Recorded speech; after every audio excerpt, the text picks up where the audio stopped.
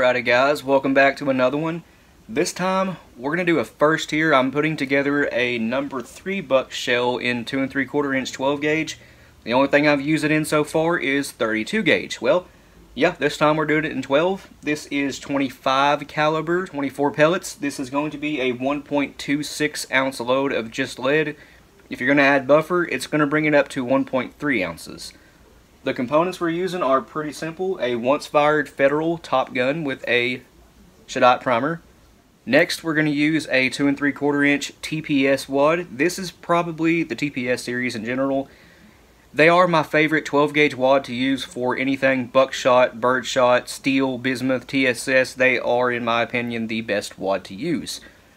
Next, we're using a 1/4 inch 20 gauge felt wad. Yeah, 1/4 inch. Next would be 24 pellets of 25 cal number 3 buck. Pretty good size. It's obviously a little bit bigger than 24 number 4 buck, which would be 24 cal. You do lose 3 pellets with the 2 3/4 inch standard load for number 4 buck, which would be 27. Yeah, you're losing 3 pellets, but you are getting a little bit bigger pellet size for better penetration, which is always a good thing. And whatever you're trying to get with it is not going to notice the difference in 24 versus 27 pellets. I guess you could argue that they won't really notice the difference between 24 and 25 cal either, but that's all besides the point. After that, we're going to hit it with a little bit of buffer. I am using BSB buffer. I don't have the can sitting here. I'll get that in just a moment. But lastly, we're going to top it with a nitro card. This is one section of a 24 gauge nitro card. Yep, that's just what I have on hand. I think I forgot to mention this, but we're using this powder right here, my favorite, 28. So, to get this started, there's that. Now, we need to slip this wad, obviously. This is unslipped. To do that, Gary Caskey's 4-pedal 10 gauge adjustable wad trimmer, or slitter. This one actually will do 10, 12, and 16 gauge, and most 20 gauge wads. Not all of them, but most. I have this set to do a 4-pedal, 3/4 cut on the wad. I love Gary's tools.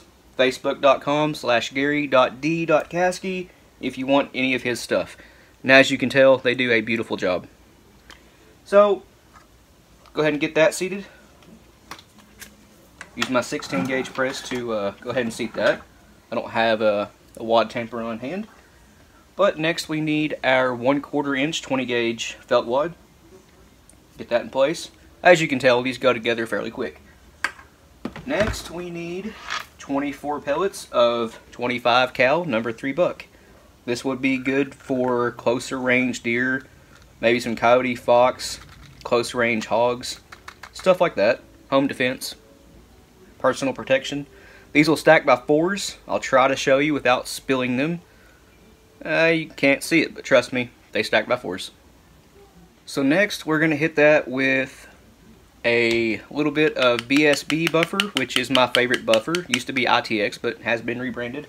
I don't know why I'm tamping that in. I have a vibrating massager, and that settles the buffer in seconds. Need a little bit more. I have never put one of these together, so I'm not really sure how much buffer it needs. But going off past experience with 4 buck, it's going to take about a scoop and a half of a Lee 2.2 CC dipper.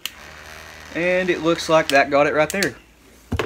And this is going to bring it up to a 1.3 ounce load from the 1.26 of just the lead. Let me verify that real quick with the scale. It was 1.93. I had to throw together another one of these without any buffer in it, obviously. Yeah, this is 1.93 ounces, so not 1.93, 1.293. Anyway, lastly, overshot card. Again, I'm using 24 gauge, but this has an 8-point crimp, so front station of the reload all. Came out nice. Now I have a Gop or Basstor back here. I'll show you guys that in just a minute, but I want to show you what it does first. As you can see, it creates a lip around the center of the hull. That's going to get a really good crimp whenever we go to crimp this. Speaking of which, we'll do that right now. Alrighty, check that out. It is pretty deep set. We do have a little bit of a pinhole in the middle. I probably could have used just a little bit more pre-crimp, but that's on me.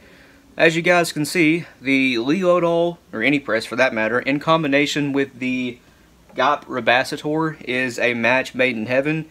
You can get basically the equivalent of factory looking shells at home. To show you the Rebasator, let me pull this off here real quick. There you go. Here it is. We have, let me get the expansion plug off. Whoa, almost dropped it.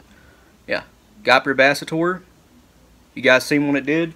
This is just a 3/4 to 7/8 inch rubber expansion plug, and it is attached to the Rebasator with a screw and a washer. All it is, it's just friction fit in one of the pre-crimp tubes of the press. You can attach them to mechs.